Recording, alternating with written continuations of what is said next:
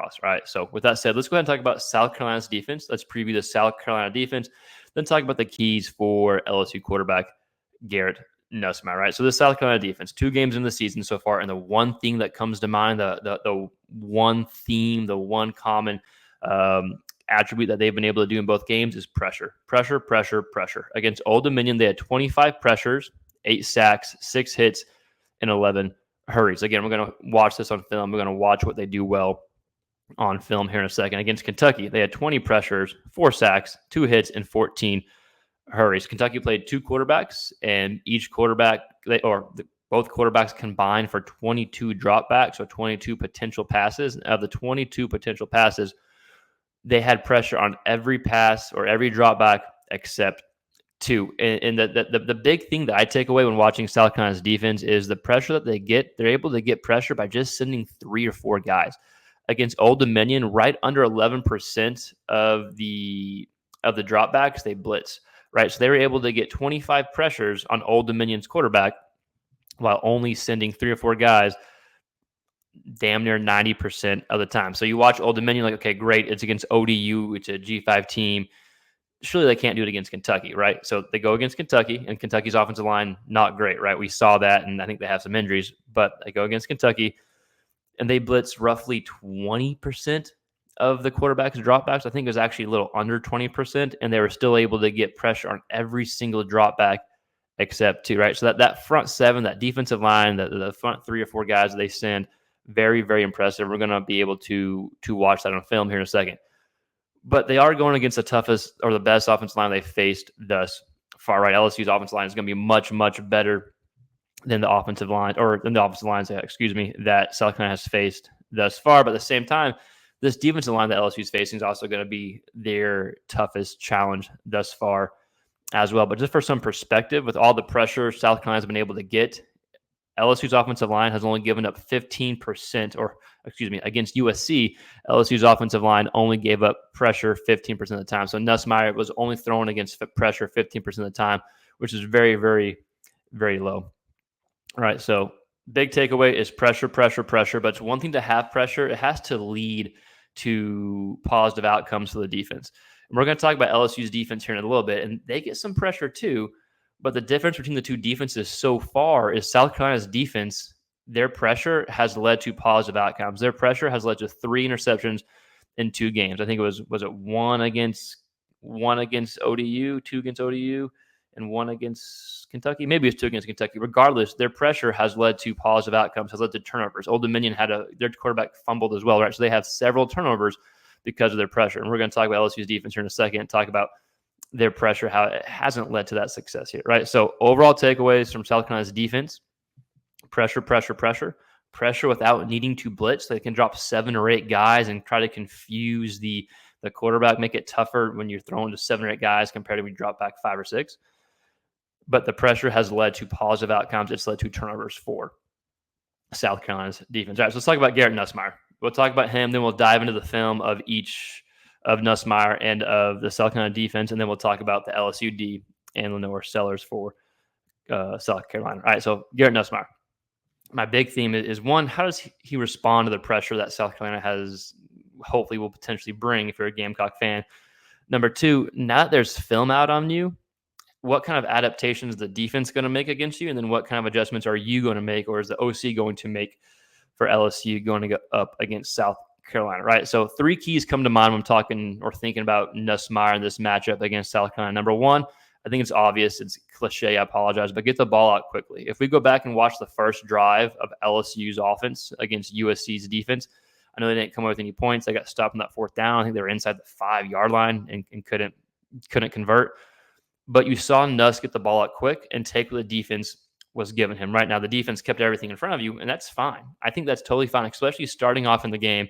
I think you want to take what the defense is giving you and get the ball out quick and hopefully slow down that pass rush and get a feel for the game, right? Number 2, utilize play action, especially early in the game when even if the running game isn't getting going, the threat of the run game potentially getting going is still good enough to utilize play action, hopefully get defenders out of position, hopefully get the defense to start second-guessing themselves a little bit, if you will. I think it can be effective even if the run game isn't getting 4, 5, 6, 7 yards a carry, right? Against USC. And again, I'm just using Nussmeier's game against USC, not really against the FCS opponent, against Nichols that they faced last week. But the game against USC, he only had 9 passes off play action. I think it was like 23% of his dropbacks were off play action, but he was 8 of 9. Yards per attempt were 11.7. So you can have some deep balls, some balls where you push the ball downfield off play action. I think can slow down the defense as well, get them out of confusion, or get them to play with some confusion in their mind, right? Get them out of position. Number 3, something I want to see more of Nussmeier. He's an athletic quarterback. He's no Jaden Daniels by any means, but he can utilize his legs. I want to use his legs a bit more, not necessarily in the run game per se, but getting him outside the pocket, throwing on the run. You can do that off play action. You can do that off bootleg, whatever you want to do, or you can just do it just a straight roll. But I want to get him outside the pocket, thrown outside the pocket a little bit to, again, hopefully slow down that pass rush a little bit, but help the offensive line out too, right? So again, 3 keys for Nussmeier that I have, and we're going to watch it on film here in a second. Get the ball out quick, just like you did against the first drive against USC. Utilize play action a bit more, maybe some deep shots off play action, and then use your legs more outside the pocket. Maybe get some more design quarterback rollouts. Again, not necessarily to run the ball, but to throw it. So with that said, we're going to go ahead and dive into some of the film. So we're going to look at some South Carolina defense first and look at how they get pressure without having to blitz. And again, they do blitz. I'm not saying they don't blitz. They have certain strategic blitzes, and they may blitz more against LSU. We have no idea, but based on the past few games, they've been able to get pressure without blitzing. So we're going to look at that. We're going to look at some plays from Nuss that I think if he does well, he can have success against South Carolina. And then we'll talk about LSU's defense. We'll look at some LSU defense film. And then we'll look at Lenore Sellers, the quarterback for South Carolina, and look at that film as well. And this is your first time tuning in the channel. We're just a big quarterback hub. We talk all SEC QB content. We do film breakdowns and game previews like this. With that said, let's go ahead and look at the film. All right, so first clip we'll watch, let's go and watch one of South Carolina's clips. This is a pick 6, I believe the pick 6, but it's an interception against Brock Vandegrift. You're going to see an example of they just bring 4, and they actually don't get pressure in this play. But I think this is a good example of the previous pressure in the past leading to an interception, because again, they got so much pressure during this game. And so if you get pressure and keep getting pressure, it eventually leads to picks. And they had 7, so they dropped back 7, right? They just bring 4, they drop back 7. You got 1 spy here on Brock just because he's a good athletic quarterback. Not sure if they'll have that or not against Nuss. And then Brock just forces it. So it's an example. This is what I mean when talking about the product of pressure, and he just forces it. I mean, there's 4 guys in the vicinity, but I mean, there's 1 guy right in front of him for that interception, right? So even though there wasn't pressure in that play, all the pressure that South Carolina had previously in that game definitely had an impact and definitely played a role in leading to that pick 6. Okay, so let's look at some Garrett Nussmeier clips here, and we're going to see a few clips right off the bat. We're actually just going to watch 2 against USC. This first one is going to be him using his legs, right? Play action, like we talked about. We want to see play action, but I also want to see him throw on the run, get outside the pockets. This is 2 of our keys in one play here. Again, broadcast footage, so I got to go slow here. We see him bring a guy in motion. And we're going to see Nuss roll out the pocket. It's a little half roll, right? Eyes downfield. But I think utilizing some play action can slow down the pass rush for South Carolina, potentially. Right? That's the hope, at least. Eyes downfield. And I think it's a part of Nuss's game that he hasn't used a ton yet. Ends up being a good ball, I think, to Lacey here. But yeah, outside the numbers, good throw. Good example of using play action. So I want to see more plays like that. Yes, play action.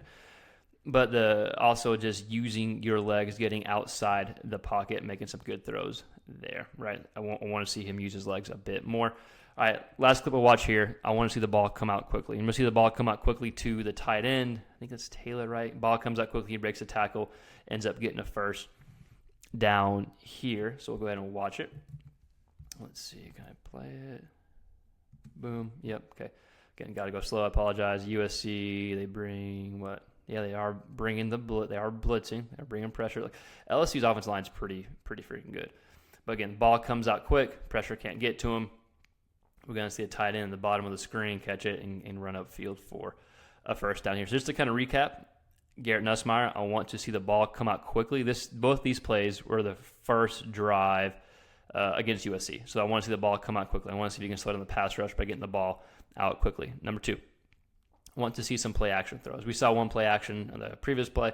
Want to see some play action throws where you're pushing the ball downfield, excuse me, and trying to get the defense out of position. Like we said, Nuss had a good game against USC off play action, so I want to see it a bit more. Than number 3, utilize your legs, get outside the pocket, throw outside the pocket some to help slow down this pass rush here. Right, so this is all the film we're going to watch. Again, just a few clips just to kind of get our example across. So we'll go ahead and keep on with this game preview. All right, so just a few clips of the South Carolina defense and of the LSU quarterback of Garrett Nussmeier. Again, broadcast footage, I do apologize, but does a good job just demonstrating what we talked about in the beginning of the video.